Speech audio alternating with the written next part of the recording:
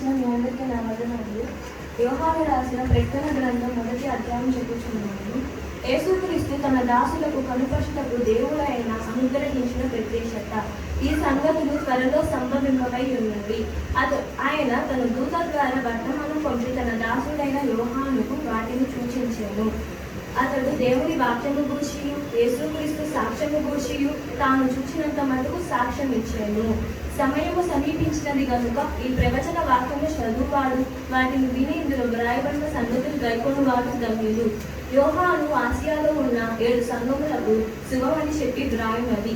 వర్తమాన భూత భవిష్యత్ కాలంలో ఉన్నవాని నుండి ఆయన సింహాసనం ఎదురనున్న 7 ఆత్మల నుండి నమ్మకమైన సాక్షియు మృతుల నుండి ఆది సంపూర్ణంగా లేచిన వాడును భూపతులకు అధిపతి అయిన యేసుక్రీస్తు నుండి కృపా సమాధానాలు మీకు కలుగునుగాక. మనము ప్రేమించుచు తన రక్తము వలన మన పాపముల నుండి మనల్ని విడిపించిన వానికి మహిమయు ప్రభావము యుగయుగము కలుగునుగాక. ఆమేన్. ఆయన మనల్ని తన తండ్రి యొక్క దేవునికి ఒక రాజముగాను యాజకులుగాను చేశాను. ఇదిగో ఆయన మేఘారుడై వచ్చుచున్నాడు. ప్రతి నేత్రం ఆయనను చూచెను. ఆయనను పొడిచిన వారు చూచెదరు. భూజనులందరూ ఆయన చూసి రొమ్ము కొట్టుకుందరు. అవును, ఆమేన్. అల్ఫయు ఒమేగయు నేనే, వర్తమాన భూత భవిష్యత్ కాలంలో ఉండువాడు నేనే అని సర్వాధికారి దేవుడము ప్రభు సెలవిచ్చుచున్నాడు. మీ సహోదరులు యేసుని బట్టి కలుగు శ్రమల్లోను రాజ్యములోను సహనంలోను పాలివాడైనను యోహాను అను నేను దేవుని గూర్చి నిమిత్తం దేవుని వాక్యము నిమిత్తము యేసును గూర్చి సాక్ష్యము నిమిత్తము పద్మాసు ద్వీపమున పరావాసినైతిని. ప్రభువు దినమునందు ఆత్మ వసుడై ఉండగా నీ భూరధ్వని వంటి గొప్ప స్వరము నీవు చూచుచున్నది పుస్తకంలో వ్రాసి ఎఫెసీ, సూర్మ, పెర్గము, తురతైయ, సార్దీస్, ఫిలదెల్ఫియా, లవోదికయ అను 7 సంఘములకు పంపమని చెప్పుట నా వెనుక వింటిని. ఇది వినగా నాతో మాట్లాడుతున్న స్వరం ఏమిటో అని చూడతిరిగి తిరుగగా ఆ 7 సువర్ణ దీపస్తంభములను ఆ దీపస్తంభముల మధ్యలో మనుష్య కుమారుని పోలిక యుగని చూచితిని.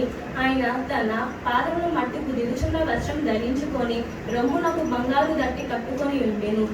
ఆయన తలయు తల వెంట్రుకలు తెల్లవి ఉండిన హిమమంత ధవలముగా ఉండేను. ఆయన నేత్రములు అగ్నిజ్వాల వలె ఉండేను. ఆయన పాదములు కొలిమిలో పుటము వేయబడిన మెరుచున్న అపరంజితో సమానమై ఉండేను. ఆయన కంఠస్వరము విస్తార జల ప్రవాహుల ధ్వని వలె ఉండేను. ఆయన తన కుడి చేత 7 నక్షత్రములు పట్టుకొని ఉండేను. ఆయన నోటి నుండి 2 అంచుల గల వాడి అయిన ఖడ్గం ఒకటి బయలు వెడలుచుండేను. ఆయన ముఖము మహా తేజస్సుతో ప్రకాశించుచున్న సూర్యుడి వలె ఉండేను.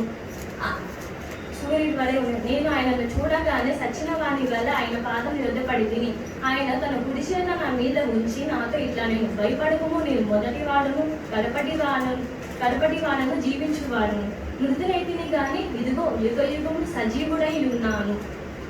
మరియు మరణము యొక్కయు పాతాళ లోకము యొక్కయు తారపు చెవులు నా స్వాధీనంలో ఉన్నవి.